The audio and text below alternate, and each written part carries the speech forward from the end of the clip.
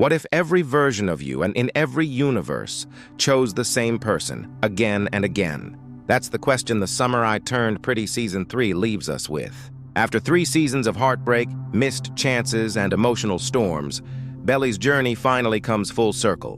But how did we get here? And what did that ending really mean? Let's break down the twists, heartbreaks, and the moment that had everyone's heart stopping at once. The love triangle that defined everything for years.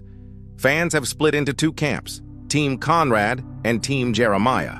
Through every summer and every tear, both sides held on to the hope that their Fisher brother would be the one to end up with Belly. In Jenny Hand's books, Conrad gets the girl. The story ends with him and Belly together. But Amazon's adaptation has never been afraid to take risks. With every episode hinting at possible changes, fans were torn between excitement and anxiety. Could the show really break away from the original ending? By the time episode 11 begins, the tension couldn't be higher. Conrad's still haunted by what he lost.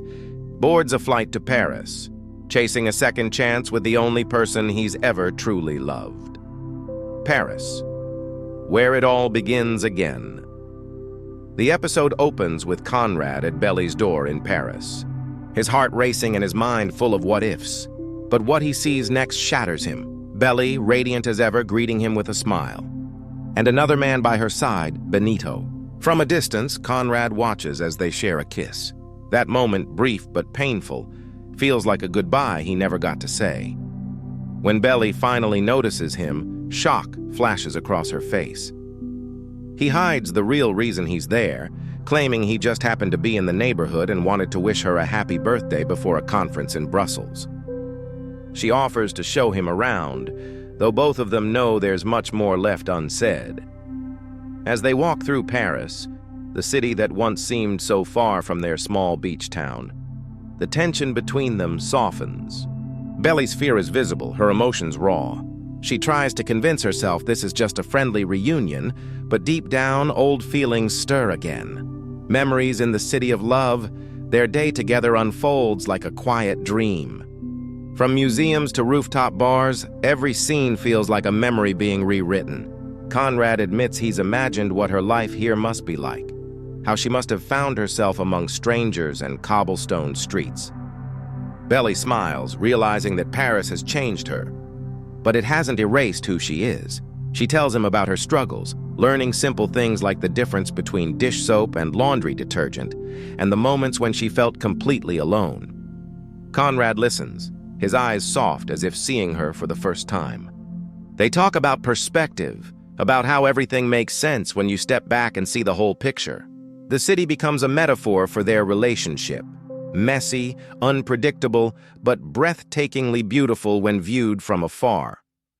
That night, Belly asks him to stay a little longer. Just one more dinner before he leaves, a birthday to remember. Conrad prepares a small surprise for Belly's birthday, but what he finds in her apartment stings.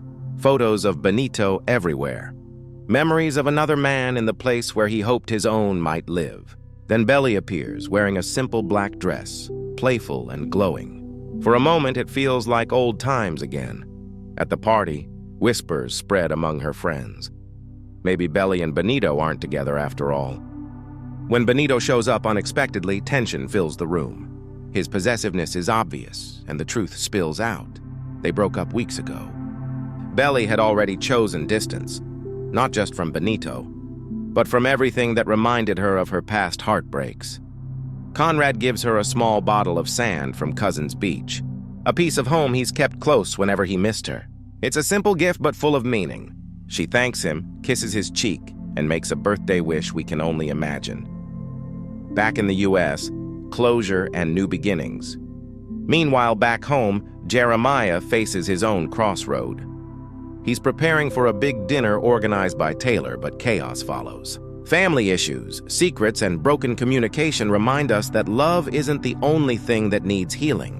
In the end, Stephen and Taylor finally confront their fears, choosing to face the future together, even if it means moving across the country. Their resolution mirrors what Belly and Conrad are still trying to find. Courage, the heart-to-heart. After the party, Belly and Conrad take a walk under the Paris night sky. The silence between them is heavy but honest. Conrad finally speaks, admitting that he thought Belly left for Paris to escape everything that happened.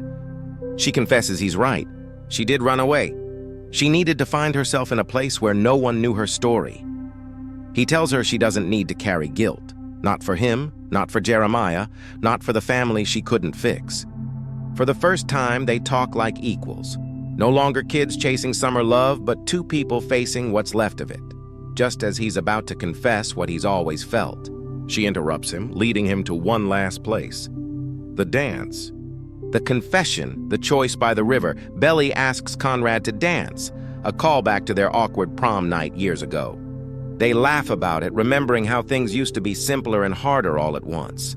The memories spill out, letters, promises, missed moments, and then silence again. When their eyes meet, the weight of years collapses into a single heartbeat. They kiss, soft and certain, but afterward the fear creeps back in. Belly asks the question that's haunted her. What if everything between us only happened because your mom got sick? Conrad shakes his head. He tells her his love isn't born out of tragedy. It's something that's always been there, through every version of himself. He's done everything he can not to love her, and he failed every time. Morning comes. Conrad leaves for Brussels. Belly watches him go, realizing she's not ready to lose him again. She runs. Through the streets, the train station, her heart pounding louder than the footsteps. And then she finds him. Breathless, she finally says the words we've all been waiting to hear. I choose you because I want to. In every world, every version of me chooses you. They kiss, and the world stands still. The ending. We waited for time jumps forward. The next time we see them, Belly and Conrad are back where it all began, the beach house. Their hands intertwined, their faces calm, their story finally at peace. After years of heartbreak and confusion, The Summer I Turned Pretty reminds us that love isn't about timing. It's about choosing, again and again, no matter how many summers pass.